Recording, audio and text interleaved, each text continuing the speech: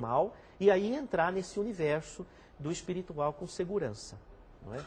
É interessante porque há que se fazer pesquisas na área. Eu me recordo uma vez que um jornalista, até conhecido, o Goulart de Andrade, Sim. que tinha um programa, falava, vem comigo, né? Muito interessante. Tal. Sim.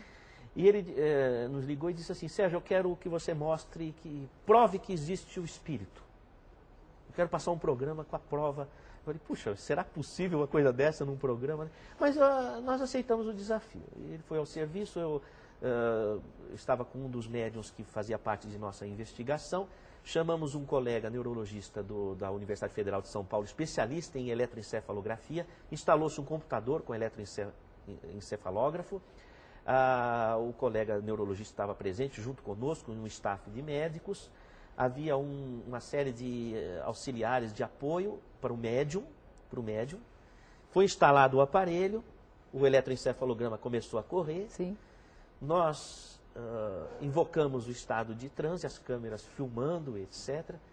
E o Goulart de Andrade, muito gozador, muito engraçado, falava assim, manda vir um Misifree, né? Eu falei, nossa, vamos ver o que vai dar, né? E aí manifestou uma entidade.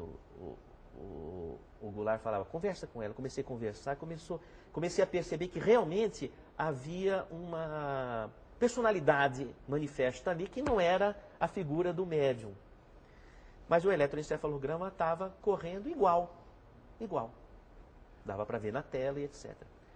Aí o Goulart falou assim para mim, Sérgio, pede para o espírito alterar o eletroencefalograma, que é uma coisa impossível de uma pessoa fazer conscientemente. Claro. Né?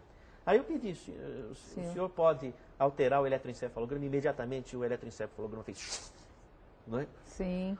O Goulart de Andrade parou o programa e falou assim, convencido? Acabou o programa. Acabou o programa.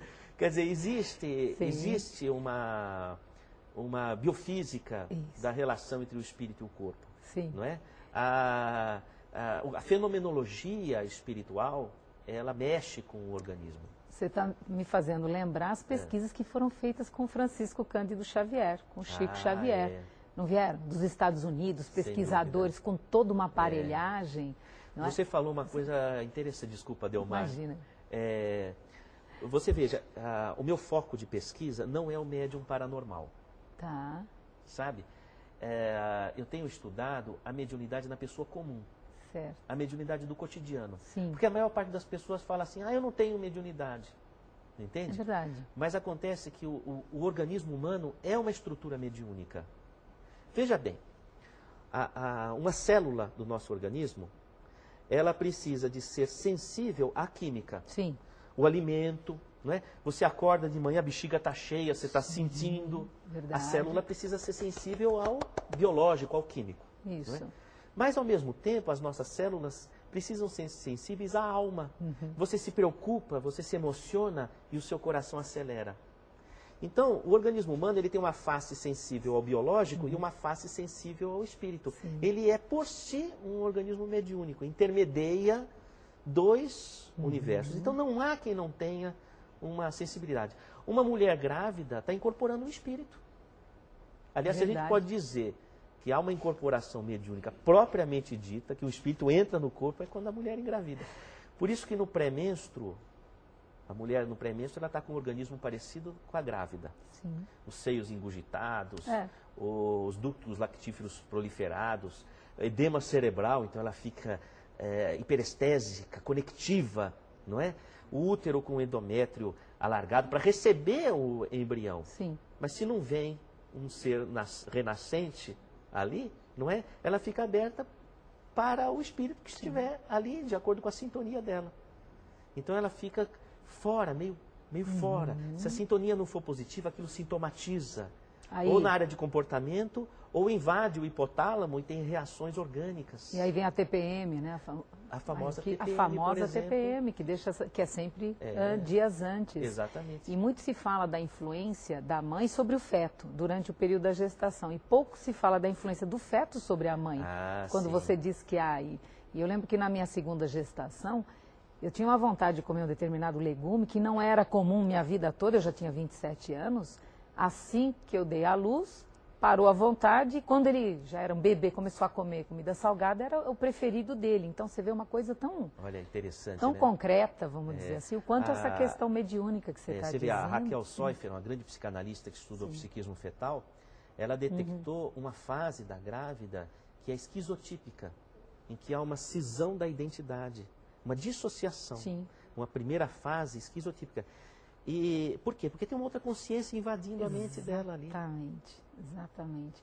E tem, voltando um pouco ao início da nossa conversa, Sérgio, as universidades no mundo e aqui no Brasil, existem universidades com a cadeira medicina, espiritualidade, ciência e espiritualidade, Sérgio? Sobretudo nos Estados Unidos. Tá. Né? Nos Estados Unidos você tem o Journal of American Medical Association, que é um jornal científico muito importante. Sim. Ele coloca que existem as 50 melhores faculdades de medicina nos Estados Unidos já tem a disciplina medicina e espiritualidade na graduação e na pós-graduação. Puxa, boa notícia. Aqui no Brasil nós temos algumas universidades, a pioneira foi a Universidade Federal do Ceará, não é? E nós estamos agora com a Universidade de São Paulo também, a Faculdade de Medicina, com a disciplina optativa, medicina e espiritualidade, para terceiro e quarto ano. Não é? É uma visão bem esperançosa, não é, Sérgio? O mundo está... A ciência chegou num limite em que ela precisa entender que a natureza se estende para o universo que nós não enxergamos. Não é?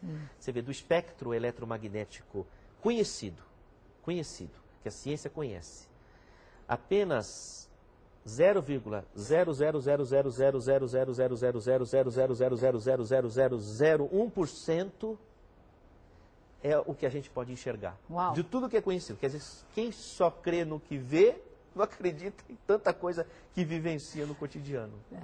Não é? Você teria algum outro caso assim, que te vem à mente agora, de bate-pronto? Eu acho muito importante, por exemplo, os casos de câncer. Sim. Tá? Quando se fala de tratamento espiritual, muitas vezes se busca o milagre na cura espiritual. Cirurgia.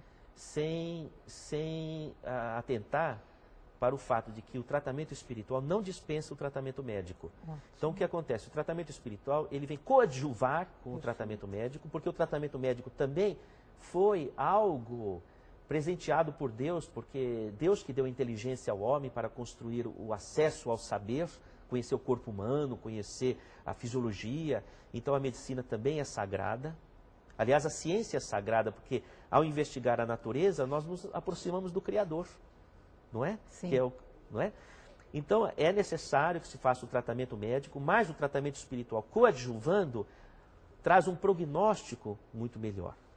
Mas nós temos recebido alguns casos muito interessantes em que o paciente vem ao consultório deprimido pelo diagnóstico de câncer, muitas vezes considerado terminal, e nós iniciamos a assistência espiritual, sempre voluntária, sempre gratuita, que é uma prerrogativa necessária para a boa sintonia. Sim.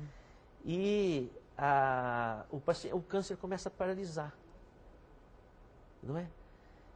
Eu tive um caso de um paciente que ele dizia assim: doutor, já faz um ano que eu estou fazendo essa assistência e não morro.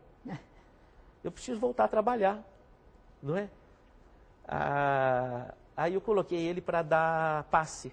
Sim. Porque eu imaginei o seguinte: uma pessoa que está superando o câncer deve ter uma energia poderosíssima, né? Verdade. Ele vinha da quimioterapia para dar passe. E o que é o passe? O passe, aliás, é um termo médico. O Hahnemann, fundador da homeopatia, coloca o passe como procedimento médico, está no organon da homeopatia. A homeopatia é uma especialidade oficial da medicina, mas é a doação de energia através das mãos. Sim. Não é?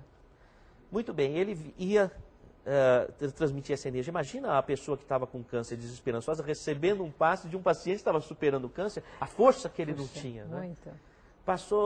Passaram-se mais de 5 anos, não é? Ele dizia assim: preciso voltar a trabalhar. Claro. Não é? Eu falei: mas qual era a profissão do senhor? Eu era marceneiro. E eu disse ali: então o senhor vai fazer a mesa da sessão mediúnica. O dia que o senhor for, o senhor manifesta na sessão. Né? E fez a mesa, né? Morreu de idade. Olha só. Morreu de idade. Maravilha. Não é? Eu não vou dizer que todos os casos de câncer funcionam dessa forma. Claro. Mas será que não poderia funcionar dessa forma? Coisa não boa. É? Será que a medicina não precisa avançar um pouco nesse território? Não é? E para encerrar,